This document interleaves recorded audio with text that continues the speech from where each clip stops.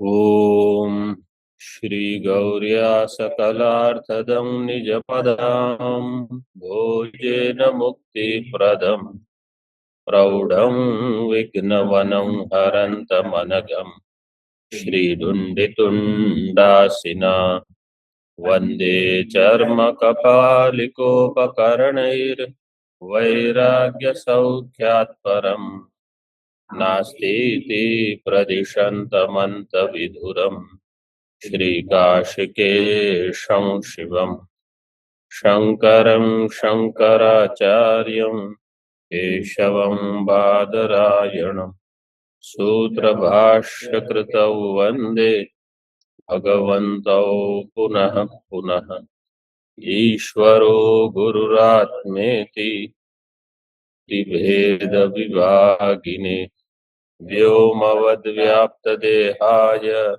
दक्षिणामूर्तये नमः। ओम शांति शांति शांति।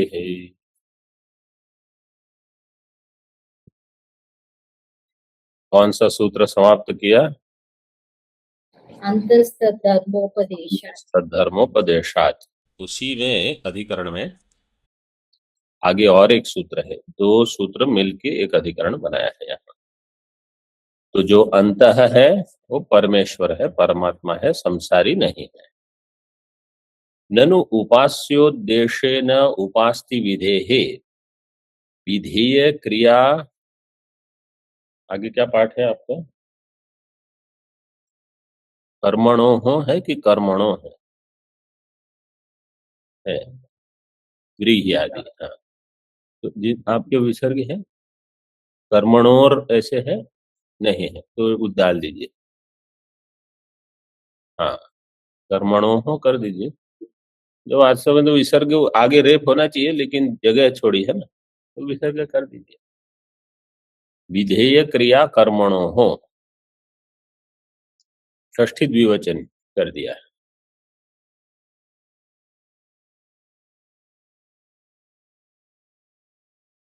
विधेय क्रिया कर्मणो हो व्रीह्यादिवत अन्यतः सिद्धि ही वाच्या इत्याशंक्य आह। पूर्व पक्ष कहता है व्रीहि न अवहंती, तो वहां व्रीहि को लेकर अवहनन का विधान है, एक उद्देश्य है, एक विधेय है। ये दृष्टांत है। तो व्रीहि जो है वो प्रत्यक्ष सिद्ध है, व्रीह्यादिवत अन्यतः सिद्धि। विधेय क्रिया और विधि क्रिया का कर्म, इसलिए द्विवचन का प्रयोग किया है। विधेय क्रिया कर्मणो हो। अब जो आपका भी, हाँ, अशुद्धि विधि की क्रिया विधान और उसका कर्म। तो व्रीहि व्रीहीन ये हो गया क्रिया का कर्म, और अवहनन ये हो गई क्रिया, विधि क्रिया। तो जैसे वहां दो चीज होती हैं, और जो व्रीहि क्रिया, व्रीहि जो है जो कि विधि का कर्म है, वो अन्य प्रकार से सिद्ध है, अन्य प्रमाण से सिद्ध है, आपको केवल उसका विधान करना है। तो यहाँ वो कहते हैं कि उपास्य उद्देश्य न उपास्ति विधे है, उपास्य के उद्देश्य से उपास्ति का विधान हो रहा है, तो वो पहले सिद्ध होना चाहिए।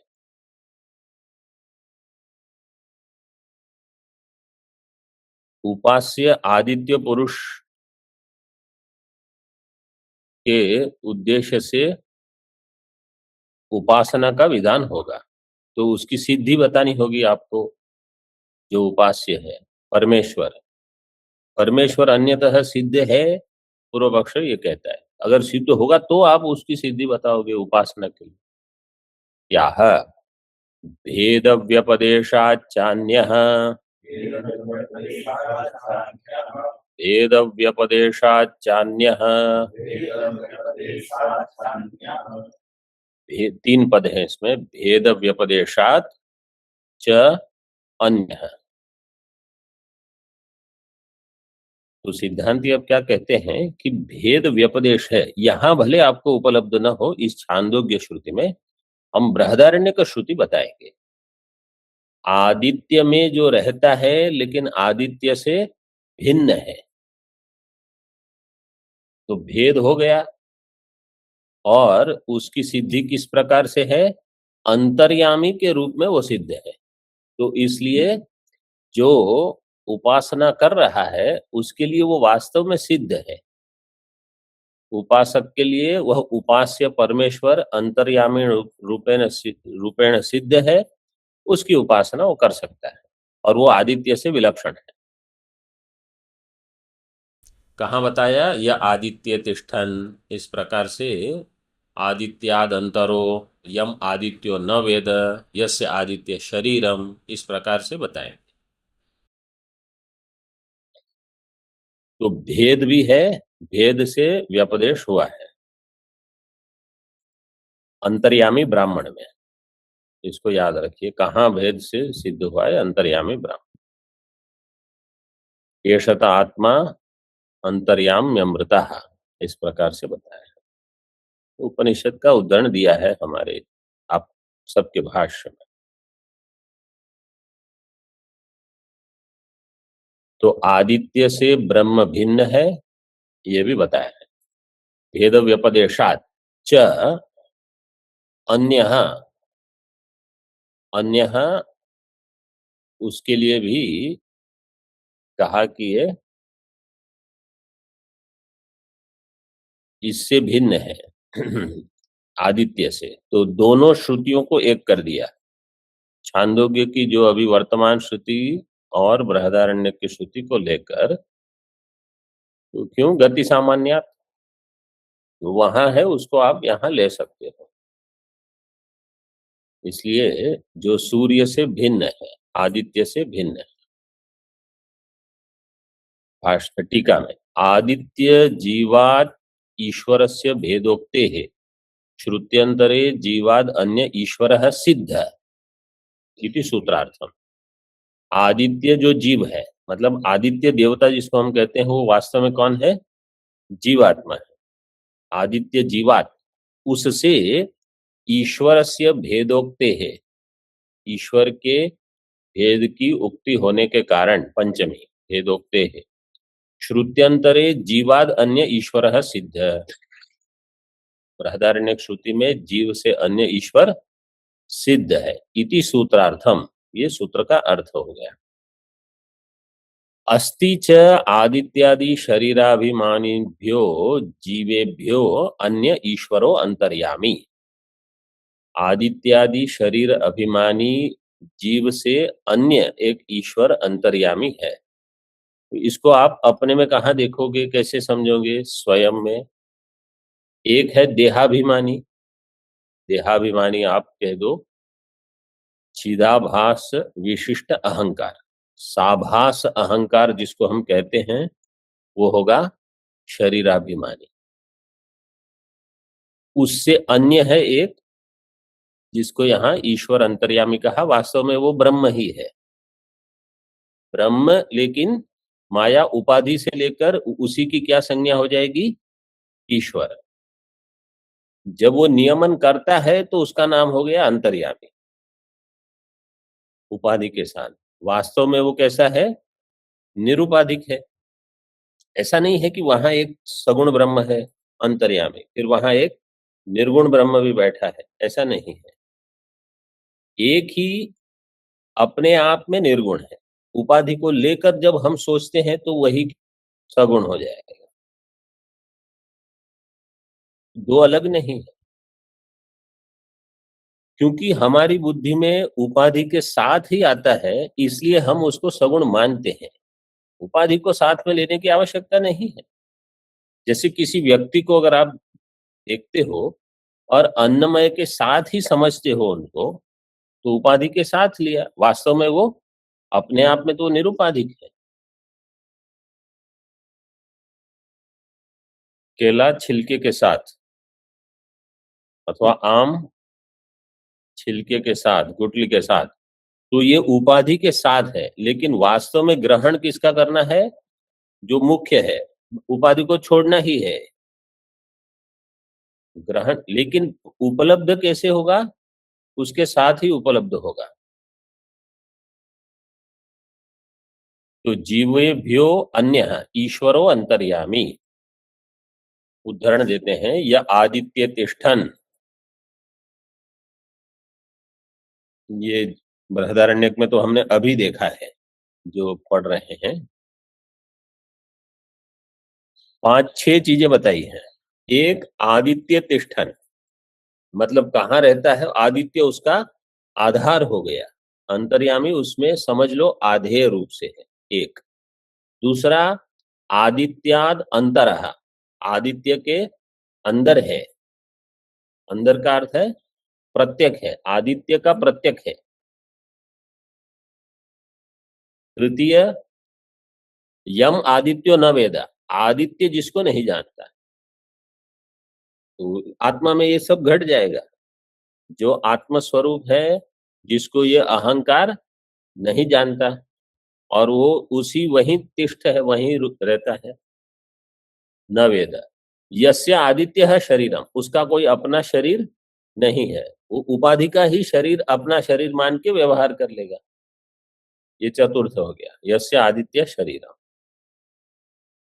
यह आदित्यम अंतरो यमयति, और जो आदित्य के अंदर रहकर आदित्य पर नियमन करता है, आदित्य का शासन करता है। 5 हो गए।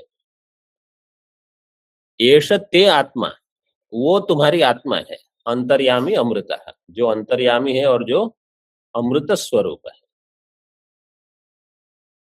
यही तुम्हारी आत्मा है। किसने किसको कहा? देखिए, 3-7-9, याज्ञवल्क्य ने गार्गी को कहा। गार्गी को नहीं कर सकते, गार्गी का 6ठा प्रश्न है। 7 प्रश्न किसका है? 6ठा प्रश्न गार्गी का था, फिर गार्गी बैठ गई। 7 प्रश्न गौतम का है, फिर अष्टम में फिर से गार्गी आई। यहाँ टीका में तो दिया नहीं। एषत आत्मा अंतर्यामी अमृतः इति श्रुत्यंतरे भेद व्यपदेशात, इस प्रकार से अन्य श्रुति में ये भेद बताया गया है। टीका में गौतम, उद्दालक, हाँ, उद्दालका आरुणि गौतम, गौतम भी है ना उसका नाम। टीका में देखिए, आदित्ये स्थित रश्मि निरासार्थम आदित्यांतरात, आगे इति है। आदित्य स्थित रश्मि, आदित्य में रश्मि भी है, तो कोई कहेगा यह आदित्य तिष्ठन और आदित्याद अंतर है। लेकिन यम आदित्यो न वेद और आदित्यम यमयति, ये सब वहां नहीं घटेगा। जीवम निरस्यति, और वो जीव नहीं, अन्य जीव नहीं है कोई। क्यों? यम आदित्यो न वेद, कोई आपके शरीर में प्रविष्ट होकर अगर रहेगा तो उसका अपना शरीर होगा। यहाँ क्या कहा? यस्य आदित्य है शरीरम, आदित्य ही उसका शरीर है। अशरीरस्य कथम नियंत्रत्वम, अशरीर होने पर वो कैसे नियंता है? उसका शरीर है क्या? कौन सा शरीर? जिसका नियमन करेगा उसी का शरीर। अगर वो पृथ्वी में होगा तो इसी पर्याय, इसी को पृथ्वी के लिए पढ़ना है तो कैसे पढ़ोगे? यस्य पृथ्वी शरीरम पृथिव्याद अंतरो यम, पृथिव्यामंतरम यम। यम पृथ्वी न वेद, यस्याह पृथ्वी शरीरम य पृथ्वी मंतरो यमयत एषत आत्मा अंतर्यामी अमृत। इसी प्रकार बहुत सारे विकल्प के लिए दिया है। अग्नि है, आकाश, आकाशे तिष्ठन, आदित्य आकाशाद अंतरो, यम आदित्य न वेद, यस्य आकाश शरीरम, ये सब वहां दिया है। तो वास्तव में परमात्मा सभी का नियमन वहीं स्थित होकर करते हैं, अंतस्थित। यो अंतः प्रविश्य मम वाचमिमाम प्रसुप्ताम संजीवयत, ऐसे करते हैं वो, और अखिल शक्ति वाले हैं। और शरीर से कथम नियंत्रित्वम तथा अंतर्यामी पदार्थमाह, और वो अंतर्यामी है। य आदित्यम अंतरो यमयति तस्य अनात्मत्व निराशाय आह एषत आत्मा, ये अनात्मा नहीं है। एष ते आत्मा कहा, एष का ते का अर्थ है तब, तुम्हारी आत्मा, तुम्हारी आत्मा मतलब तुम्हारी आत्मा ये तुम ही हो, ये षष्ठी नहीं लेनी है, जैसे राहो हो शिर, तो ये तुम हो वास्तव में। लेकिन यहाँ क्योंकि नियामक नियम्य भाव बना हुआ है, तो इसलिए द्वैत बुद्धि बनी हुई है, इसलिए ये सगुण उपासना है। तो मैं भी उपाधि वाला, परमात्मा भी उपाधि वाला, मैं छोटी उपाधि लेकर, वो बड़ी उपाधि लेकर, तो आप समझ लो नियम में नियामक चल रहा है।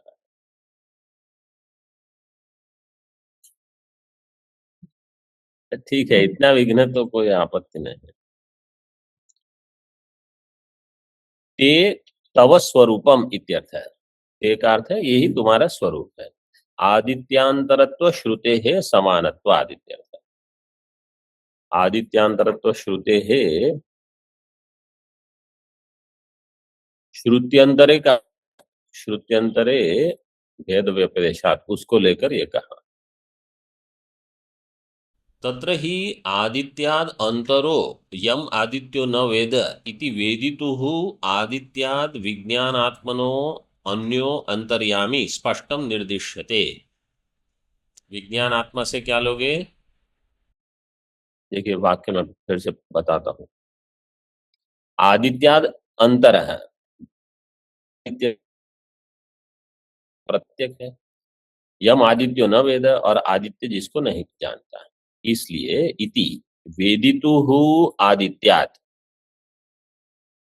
जो नहीं, समझो चैत्र जिसको नहीं जानता, तो वेदिता कौन हो गया? चैत्र। वेदिता का अर्थ ये नहीं है कि जानेगा तब वेदिता होगा, है तो नहीं जानता, तो जानता हो चाहे नहीं जानता हो वो वेदिता ही है, असफल वेदिता है वो। वेदितुः आदित्यात् विज्ञानात्मनो, क्या विभक्ति होगी? पंचमी। तो पंचमी। विज्ञानात्मक कौन होगा? जीव, वही आदित्य। उस जीव से अन्य है। जीव का अर्थ यहां हम कैसे करेंगे? साभास अहंकार, उससे अन्य है ये अंतर्यामी। स्पष्टम निर्दिश्यते, वहां स्पष्ट बताया। स एव इह अपि अंतरादित्य पुरुषो भवितुम अर्हति। स एव इह, इह अपि, इह का अर्थ है क्या? छंदोग्य, क्या कहा आपने?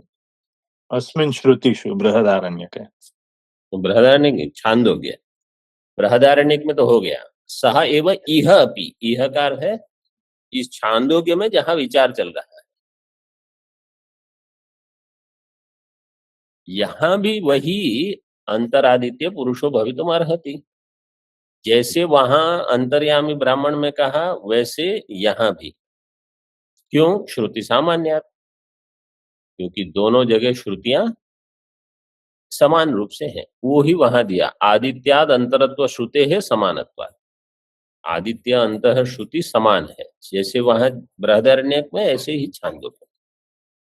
क्योंकि कोई ऐसे आपत्ति उठा सकता है कि विचार चल रहा था एक उपनिषद में, आप कुछ अन्य का उदाहरण देके, तो पहले ही कह दिया है गति सामान्य, और एक श्रुति की पुष्टि के लिए आपको अन्य श्रुति ही प्रमाण देना पड़ेगा, वही दे रहे हैं। तस्मात् परमेश्वर एव इह उपदिश्यत इति सिद्धम, इसलिए यहाँ परमेश्वर ही उपदिष्ट है, ये सिद्ध हो गया। तस्मात् पर एव आदित्यादि स्थानक उद्गीथे उपास्य इति सिद्धम। उद्गीत है उपास्यम, क्योंकि ये उद्गीत का जो प्रकरण है वो पहले बताया था। पहले मतलब हमारी इस श्रुति में कहीं उद्गीत शब्द नहीं आया है इस अधिकरण में, क्योंकि इसके पहले उपनिषद में ये आया है।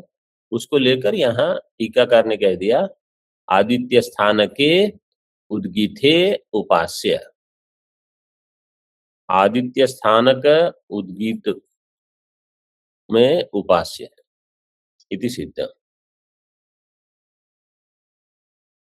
इस प्रकार से ये सूत्र और अधिकरण समाप्त हो गए।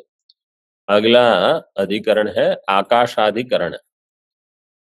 अब इसमें एक पहले तो इतना समझ लीजिए कि जहां प्रथम सूत्र होगा उसमें सबसे अधिक विचार होगा, उसके बाद वाले जो सूत्र रहेंगे अधिकरण में वो सब प्रथम की पुष्टि करेंगे।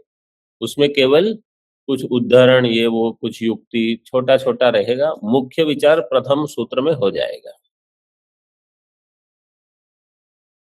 टीका में भवतु रूपवत्वादि दुर्बल लिंगानाम पापा स्पर्शित्वादि अव्यभिचारी ब्रह्मलिंगैः अन्यथा नयनम। तो इसका अर्थ आप बताओगे बिना हिंदी में पढ़ के। भवतु रूपवत्वादि दुर्बल लिंगानाम, रूपवत्वादि दुर्बल लिंगानाम पापा स्पर्शित्वादि अव्यभिचारी ब्रह्मलिंगैः अन्यथा नयनम। इह तु भिन्नम, यहाँ कुछ अलग है। तो भवतु ये कहाँ से वो बता रहे हैं? पूर्व अधिकरण से। पूर्व अधिकरण में रूपवत्वादि ये दुर्बल लिंग थे। रूपवत्वादि क्या था वहां? हिरण्यश्मश्रु, हिरण्यकेश और आपरणखात, फिर कप्यास, पुंडरीक, अक्ष इत्यादि। ये सारे दुर्बल लिंग होने से आपने उन सबको काट दिया और आपने क्या लिया था? प्रबल लिंग। पाप में। अरे पूर्व, हाँ वो यहाँ दिया पाप अस्पर्शित्वम, पापास्पर्शित्वादि अव्यभिचारी ब्रह्मलिंग। ये लिंग ब्रह्म में ही घटेगा। क्या? पाप का स्पर्श नहीं होना। पापास्पर्शित्वादि अव्यभिचारी ब्रह्मलिंग ही अन्यथा नयनम, इसलिए आपने उस पूरी श्रुति का अलग प्रकार से अर्थ किया, क्योंकि नहीं तो वो संसारी में घट सकता था, लेकिन आपने कहा पाप अस्पर्शित्व संसारी में नहीं होगा, वो केवल ब्रह्म में ही होगा, इसलिए अन्यथा है। यह लेकिन पूर्व पक्ष क्या कह रहा है? वहां तो चलो आप जीत गए, यहां तो हम कहेंगे ऐसे ही होगा। क्या? यह तो आकाश पद श्रुति ही लिंगात बलियसी। यहां हमारे पास श्रुति ही है, तो श्रुति लिंग में कौन बलवान है? क्या है वो वाक्य? श्रुति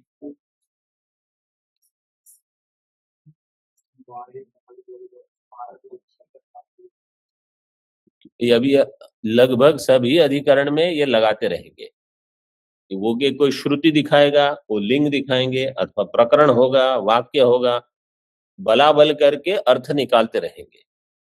तो सभी जगह ये बार बार लगेगा। और तो ये जो 6 हैं इनका स्पष्ट अर्थ हो कि श्रुति का अर्थ क्या है, लिंग का अर्थ क्या होगा, किसको लिंग बता रहे हैं, ऐसे। तो जिनको ये नहीं ग्रहण हुआ है वो थोड़ा अर्थ संग्रह इतना तो पुनः देख ही लीजिए। यह तो आकाश पद श्रुति ही लिंगात बलियसी, लिंग से श्रुति बलियसी, इसलिए इति प्रत्युदाहरण संगति लगा रहे हैं। प्रत्युदाहरणे न प्राप्ते, प्रत्याह आकाशस्थलिंगात, आकाशस्थलिंगात, ये प्रसिद्ध अधिकरण है और सूत्र अन्य अन्य कहीं कहीं उदाहरण देते रहते हैं इसका। आकाश तल्लिंगात, इस प्रकार से 2 पद है। अब इसका पहले अधिकरण जो है इसका अर्थ स्पष्ट कर लेते हैं। श्लोक देखिए अधिकरण के। आकाश इति हो वाचे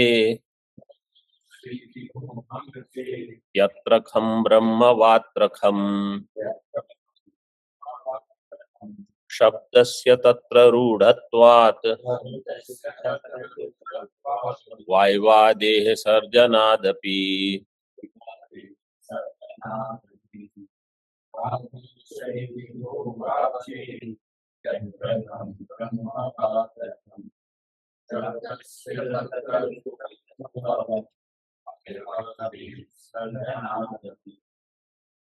साकाश जगदुत्पत्ति हेतुत्वाच्छ्रौतरूढितः एवकारादिना चात्र ब्रह्मैवाकाशशब्दितम्।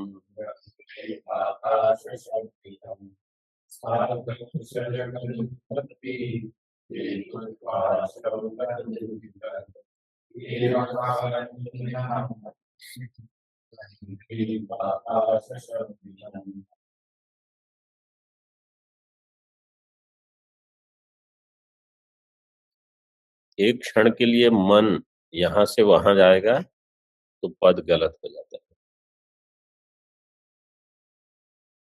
आकाश इति होवाच, ये विषय वाक्य है, इस वाक्य को लेकर विचार होगा। आकाश इति होवाच, तो ये शालावत्य, प्रवाहण, जैवली, इनके बीच में संवाद है। टीका में नाम दिए हैं शालावत्य और जैवली। तो आकाश इति होवाच, राजा उत्तर देगा। प्रवाहण जैवली राजा है, क्षत्रिय है, शालावत्य ब्राह्मण है। क्षत्रिय उनको उत्तर देते हैं आकाश में सब स्थित है। सर्वाणि हवा इमानि भूतानि आकाशादेव समुत्पद्यन्ते आकाशम प्रत्यस्तम यन्ति। इस प्रकार से आकाशो ही एवेभ्यो जायान आकाश परायण। तो वहां आकाश शब्द क्या है, तो अभी संशय बताते हैं। इति अत्र खम ब्रह्म व अत्र खम। आकाश खम, देखिए इसमें खम ब्रह्म व अत्र खम। तो इति अत्र खम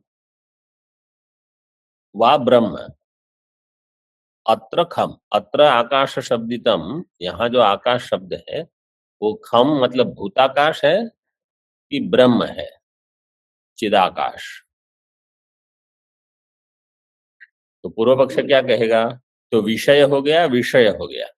आकाश शब्द से क्या लेना, ब्रह्म लेना कि भूताकाश। पूर्व पक्ष कहेगा भूताकाश ही लेंगे। शब्द से तत्र रूढ़त्वात्, कोई भी प्रथम बुद्धि में आकाश शब्द से क्या आता है, भूताकाश।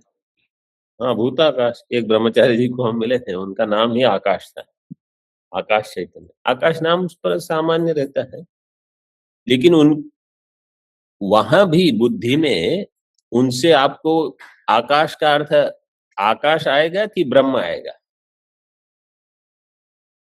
आकाश का अर्थ ब्रह्म है, लेकिन बुद्धि में आकाश शब्द से ये प्रकट नहीं होता, भूताकाश ही प्रकट होता। इसीलिए वो आकाश नाम दिया जाता है कि आप मतलब महात्माओं को आकाश नाम क्यों देंगे, नहीं तो यहाँ आपको ब्रह्म देखना है। ऐसे इस अधिकरण को लेकर आकाशस्थ लिंग, आप जैसे ही आकाश जी को देखोगे तो आकाशस्थ लिंगात सूत्र स्मरण हो सकता है।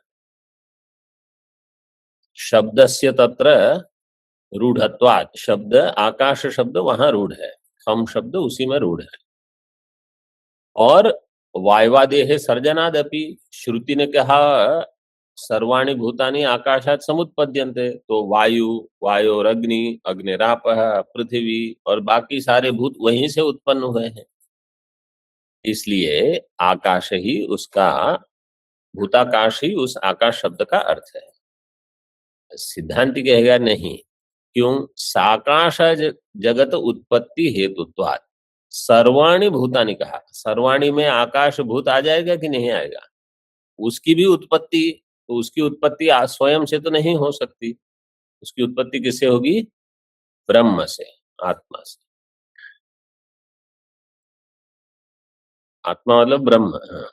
जगत उत्पत्ति हेतुत्वात्, श्रौत रूढ़ित, और श्रुति में आकाश शब्द ब्रह्म में रूढ़ित है। आप भले कहो कि ये भूताकाश में प्रसिद्ध है, लेकिन श्रुति में आकाश शब्द इसमें भी उपयोग में आता है, इसका ऐसा प्रयोग किया गया है। और एवकारादिनाच अत्र, एवकार भी दिया है श्रुति में, इसलिए ब्रह्मैव आकाश शब्दितम।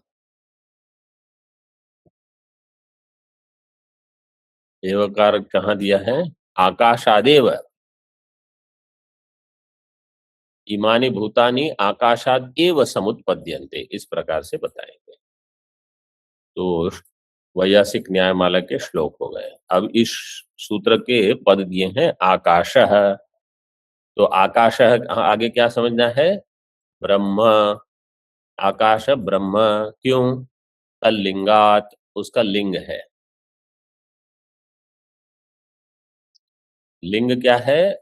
सर्वभूत उत्पत्ति लय हेतुत्वादि ब्रह्मलिंग सद्भावात, इस प्रकार से बताया है। सर्वभूत उत्पत्ति कारणत्वात्, सभी भूतों की उत्पत्ति का कारण है, यही उसका लिंग है। ये लिंग केवल ब्रह्म में है, ये तो पहले ही बता दिया जन्माद्यस्य यतः इस सूत्र में। तो भूताकाश में ये संभव नहीं है। छांदोग्य वाक्यम उदाहरति, इदम आमनन्ति अस्य लोकस्य का गतिरित्याकाश इति होवाच। इसको थोड़ा टीका में देख लीजिए।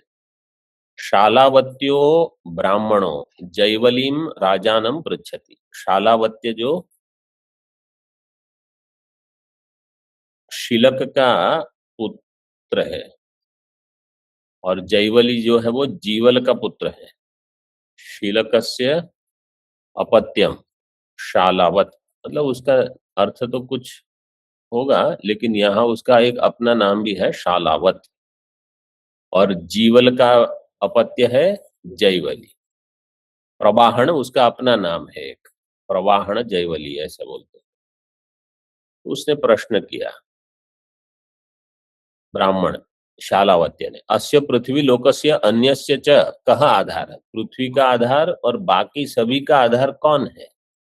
इति राजा ब्रूते, टीका में राजा ने कहा आकाश इति ह, इति आकाश। क्यों? अभी आकाश शब्द से क्या अर्थ है हम लेंगे? ब्रह्म। क्यों? देखिए, अन्य स्थान में आकाश का ब्रह्म में उपयोग हुआ है। यदेश आकाश आनंदो न स्यात् इति आनंदत्वस्य असाधारणस्य श्रवणात् आकाशो ब्रह्म इति अवधारितम्। आकाश आनंद वाला है, आनंदत्वस्य असाधारणस्य, आनंद भूताकाश में नहीं है, वो ब्रह्म में ही है। ये असाधारण का श्रवण होने से आकाशो ब्रह्म इति अवधारितम, ये तैत्तिरीय का सहारा लेकर बता दिया। अब और एक छांदोग्य में आगे अष्टम अध्याय में बता, आकाशो वै नाम इति अत्र, वो श्रुति भी दी है इसमें भाष्य में। तो दोनों को लेकर सिद्ध करेंगे। अब भाष्य देखिए। अस्य लोकस्य का गति ही, ये कौन पूछेगा? शालावत्य। आकाश इति होवाच, ये जैवली। सर्वाणि हवा इमानि भूतानि आकाशादेव समुत्पद्यन्ते, समस्त भूत आकाश से ही उत्पन्न होते हैं। आकाशम प्रत्यस्थम यन्ति, आकाश में लीन होते हैं। आकाशो ही एवेभ्यो ज्यायान आकाशः परायणम, आकाशो ही एवेभ्यो एवैभ्यो ही एवैभ्यो ज्यायान, आकाशः पहले ज्यायान के लिए प्रातिपदिक क्या होगी? ज्यायस, ज्यायस प्रातिपदिक होगी। ज्यायस कैसे बनेगा? ज्येष्ठ और श्रेष्ठ, श्रेष्ठ शब्द कैसे बनता है?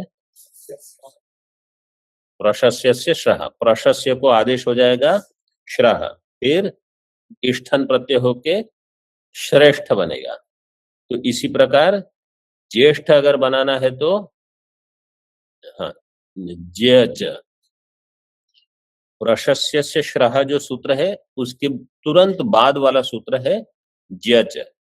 तो जैसे प्रशस्य को श्र आदेश होता है ऐसे प्रशस्य को ज आदेश भी होगा, और ज में फिर इष्ठन इष्ठन प्रत्यय लगाओगे तो ज्येष्ठ होगा। ईयसुन प्रत्यय लगाओगे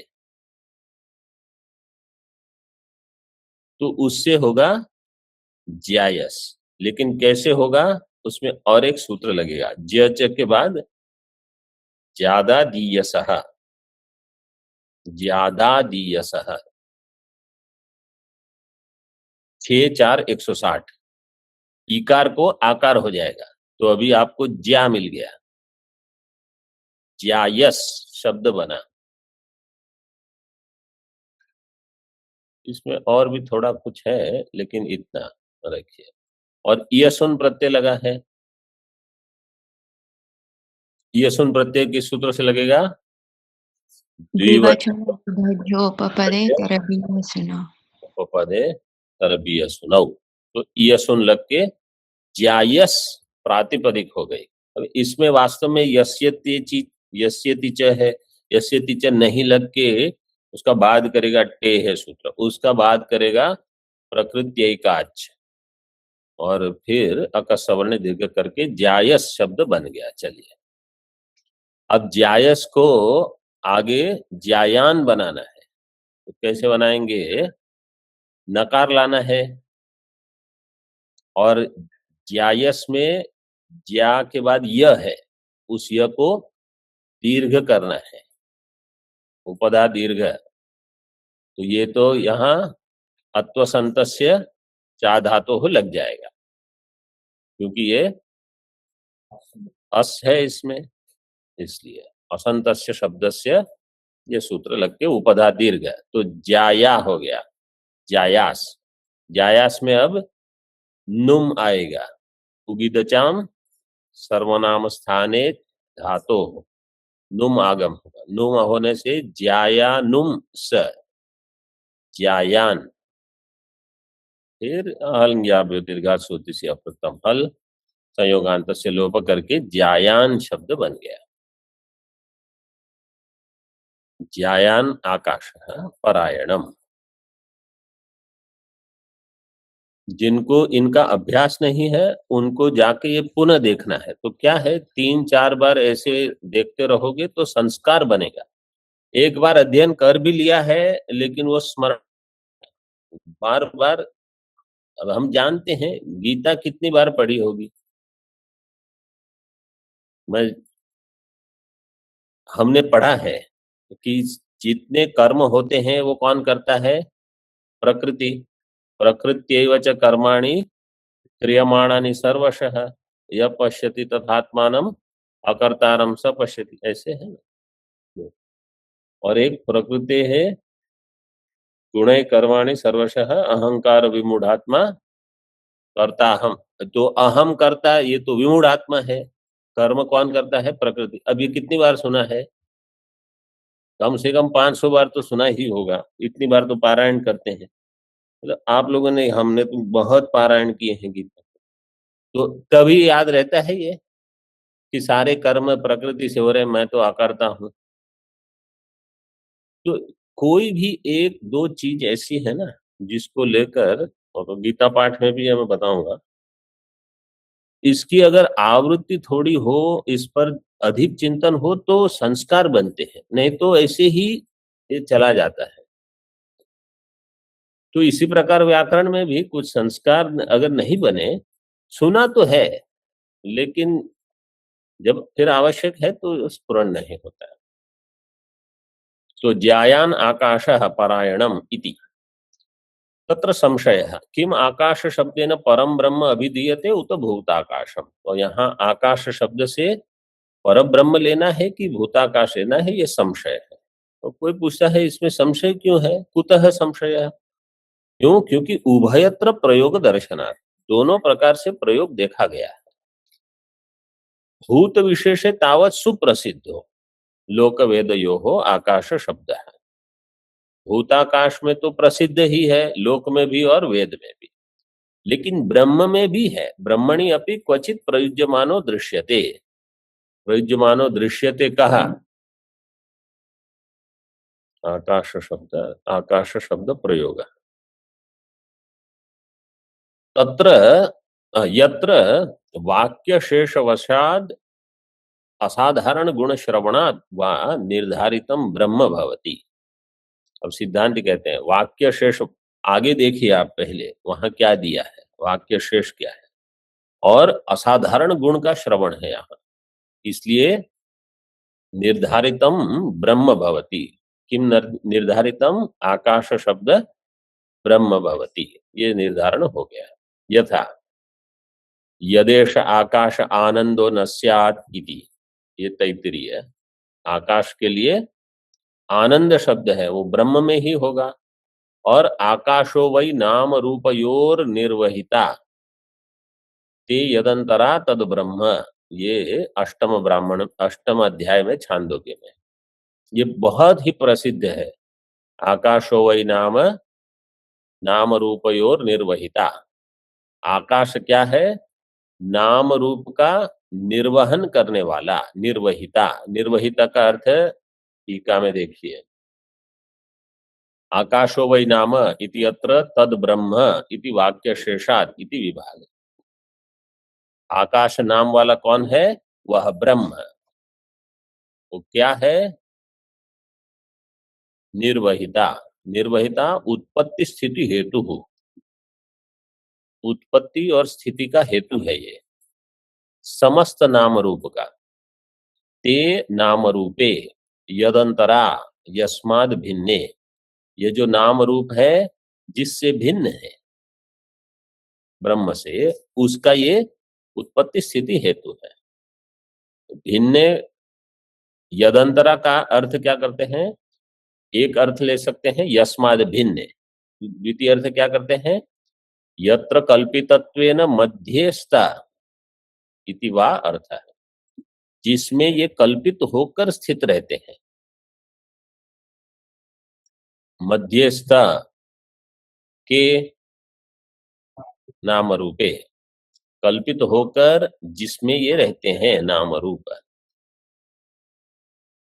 अत्र पूर्व पक्षे भूताकाशात्मना उद्गीतो पास्ति, पूर्व पक्ष में भूत आकाश के द्वारा उद्गीत की उपासना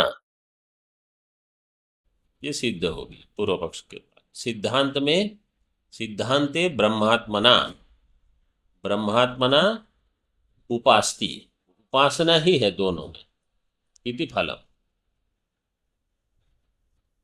क्योंकि छांदोग्य में 5वें अध्याय तक सब उपासना प्रकरण ही है।